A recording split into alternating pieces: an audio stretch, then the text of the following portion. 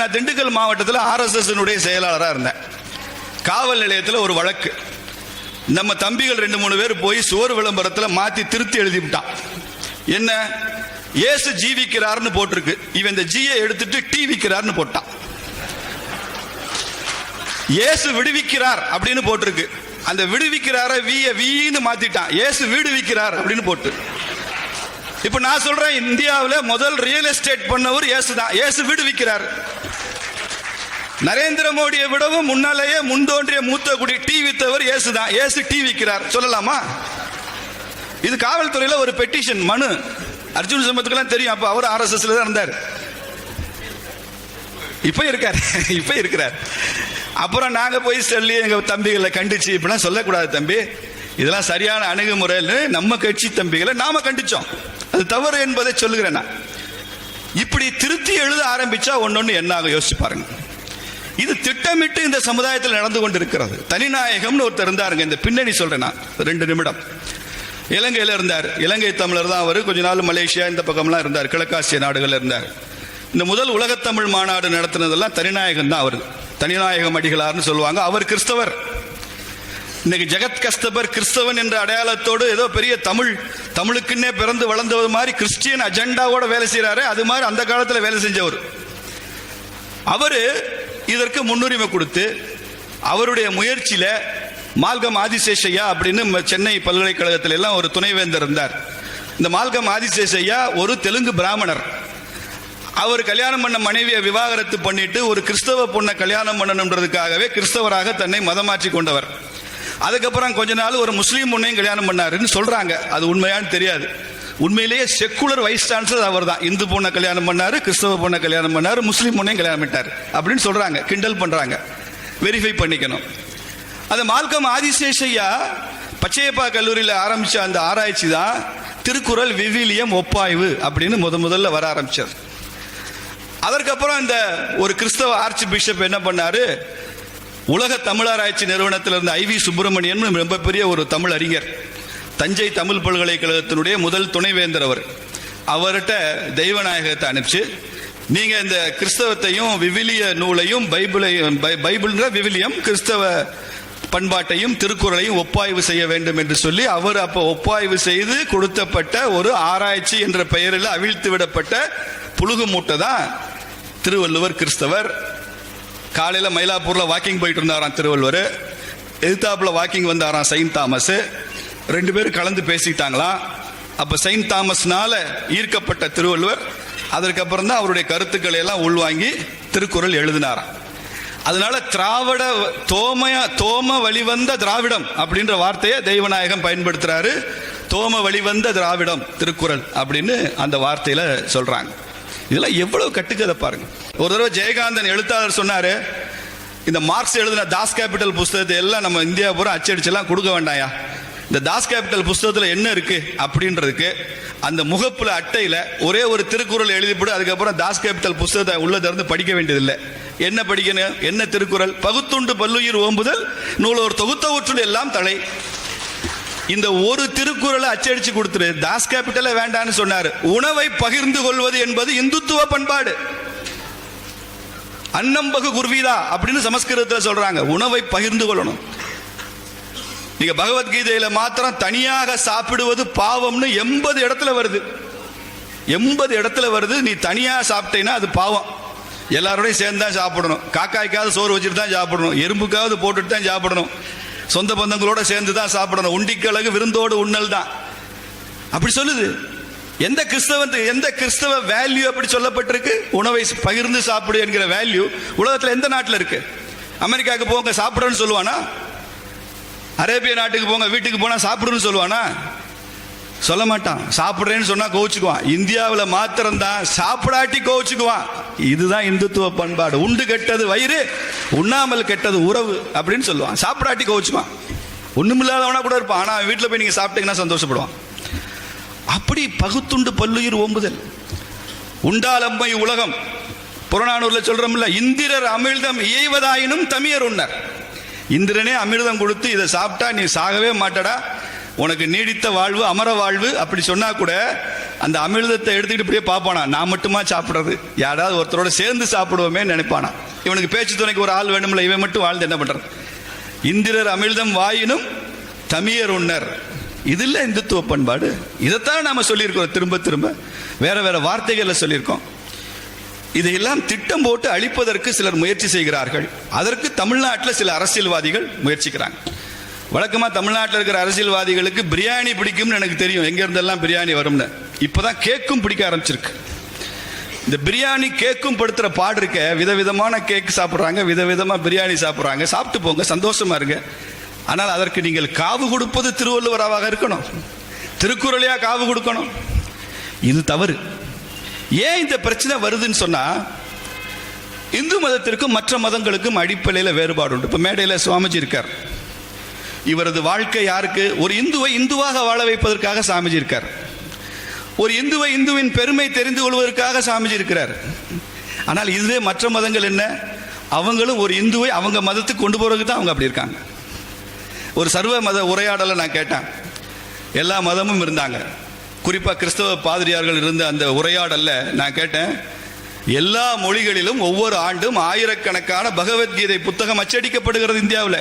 தமிழ்ல, தெலுங்குல, மலையாளத்தில், ஹிந்தியில ஆயிரக்கணக்கில் கீதை புத்தகம் அச்சடிக்கிறோம், இந்துக்களுக்காக அச்சடிக்கிறோம்.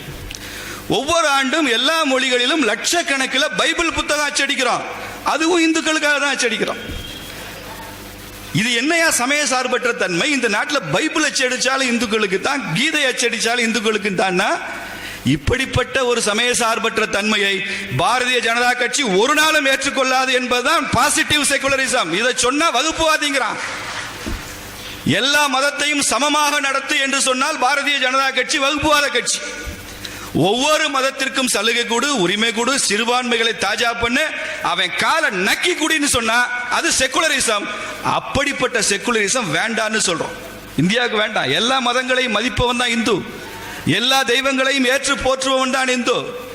ஐ respect Bible but I will not accept Bible. I respect Islam but I will not accept Islam. உன் மதத்தை நீ வழிபடுவதை, உனது புனித நூலை, உனது கடவுளை நான் மதிக்கிறேன், ஏற்றுக்கொள்கிறேன். ஆனால் நான் இஸ்லாமாக மாற வேண்டிய அவசியம் இல்லை, நான் கிறிஸ்தவனா மாற வேண்டிய அவசியம் இல்லை. அப்படி நீயும் ஏற்றுக்கொள்ள வேண்டும் என்று நான் விரும்புகிறேன். அப்படி சொல்லும் போது நீ என்னை வகுப்புவாதின்னு சொல்றேன். உன் புனித நூலை நீ எப்படி ஏற்றுக்கொள்கிறாயோ அப்படி எனது புனித நூலையும் நீ மதிக்கணும்னு சொல்லும் போது நீ வகுப்புவாதி, நீ இந்துத்துவவாதி, நீ பிரிவினைவாதி என்று பேசினால் ராமகோபாலன் சொல்வார், பச்சை குத்திட்டு வரேன்டா, நான் வகுப்புவாதின்னு நெத்தில பச்சை குத்திட்டு வரேன்னு சொல்வார். அப்படி நாங்கள் பச்சை குத்திட்டு வர தயார். இதற்காகத்தான் நாங்கள் இருக்கிறோம். அந்த தேசத்தில் ஆட்சி அதிகாரம், பிரதமர், முதலமைச்சர், மேயர், கவுன்சிலர் எல்லாம் வரும் போகும். இந்துவா பிறந்தோம், இந்துவா சாவோம். இதுதான் பாரதிய ஜனதா. ஆகவே நண்பர்களை, இன்றைக்கு இந்த வைரமுத்து போன்றவர்கள் இவர்களுடைய நோக்கம் என்ன புரிந்து கொள்ள வேண்டும். ஏனென்றால் 2 ஆண்டுகள் 3 ஆண்டுகள் இருக்கும் நினைக்கிறேன் நான், கோயம்புத்தூர்ல ஒரு கம்யூனிஸ்ட் கழிச்சடை, அவர் திருஞான சம்பந்தரை பற்றி கேவலமா புஸ்தகம் போட்டிருக்கான். ஆமா, முகமது நபியை பத்தி மோசமா பேசின ப்ரொஃபசர் ஜோசப்புக்கு கேரளாவில் என்ன பண்ணானுவ? அதெல்லாம் சரியில்லைன்னு சொல்றதுக்காக கேட்டேன். உங்களுக்கு ஞாபகம் இருக்கா? அப்படியெல்லாம் பண்றாங்க முஸ்லீம்னு. ஏன்னா நான் ஜனநாயகவாதி, ஜனநாயகத்தில் நம்பிக்கை இருக்கிறவன். நான் உங்கள்கிட்ட போய் அந்த மாதிரியா எழுதின கம்யூனிஸ்டுக்காரன் கையை விட்டுன்னு சொல்லுவேனா? சொல்ல மாட்டேன். ஏன்? நான் ஜனநாயகவாதி. ஆனால் கேரளாவில் நடந்தது நமக்கு ஞாபகம் வரணும்ல. எதுக்காக அதை ஞாபகப்படுத்தினேன்னா, அப்படி பண்ணுனா இஸ்லாமை பற்றி எவனும் பேச மாட்டான். ஆனால் நம்ம இதை பற்றி பேசுறதை நிறுத்தணும். நம்ம சரிதானே? ஜனநாயக முறையில் புரியுறதா? எனக்கு வன்முறையில் நம்பிக்கை இல்லை. ஏன்னா BJP is a democratic party. இந்த டெமோக்ரஸி மூலமா, தேர்தல் மூலமா 19 மாநிலத்தில் ஆட்சியில் இருக்கிற கட்சி இது. 30 ஆண்டுகளுக்கு பிறகு முழு பெரும்பான்மையோடு பாராளுமன்றத்தில் மோடி கோலோச்சி கொண்டிருக்கிறார் இல்லையா? அதனால ஜனநாயக ரீதியா நம்ம போராடணும்னு சொல்ல வந்தேன். சரியா? சரியா புரிஞ்சுக்கணும். தம்பி கொடியோடு வா அப்படின்னு சொன்னா அண்ணன் தடியோடு வான்னு சொல்றாரோன்னு நீயா கணக்கு எடுத்துக்கப்பட. இவர்கள் அனைவரும் என்ன, இவர்களுடைய திட்டம் இந்து மதத்தினுடைய மதாச்சாரியார்கள் இந்து மத கடவுள்கள் பற்றி மக்கள் மனதிலே இருக்கின்ற நன்மதிப்பை, நம்பிக்கை குலைத்து விட்டால் இவர்களை மதம் மாற்றுவது எளிது. இந்தியாவில் பெரிய அளவு கிறிஸ்தவ மதத்துக்கு மதம் மாற்ற ஏஜெண்டே ஈவேரா தான். ஏன்னா அந்த ஆள் மேற்கொண்டதெல்லாம் இந்து மத நம்பிக்கைகளை குலைப்பதற்காக. ஏனென்றால் நாம் ஒன்றை புரிஞ்சுக்கணும், இந்த கருப்பு சட்டை போட்டவன்லாம் எங்கள் அண்ணன் அழகிரி புரிஞ்சிருக்காரு. கருப்பு சட்டைக்காரன் பக்கத்தில் இருந்தால் காலியா போடுவ செயல் வேண்டாம், திமுக ஆட்சிக்கே வராது நான் சொல்லலை. இனிமேல் திமுக கருப்பு சட்டைக்காரன் தீகாக்காரன் பக்கத்தில் இருந்தான்னா ஆட்சிக்கு வராதுன்னு யார் சொல்லியிருக்கா? அஞ்சானஞ்சன் அண்ணன் அழகிரி சொல்லி இருக்கார். அவர் சொல்றார்.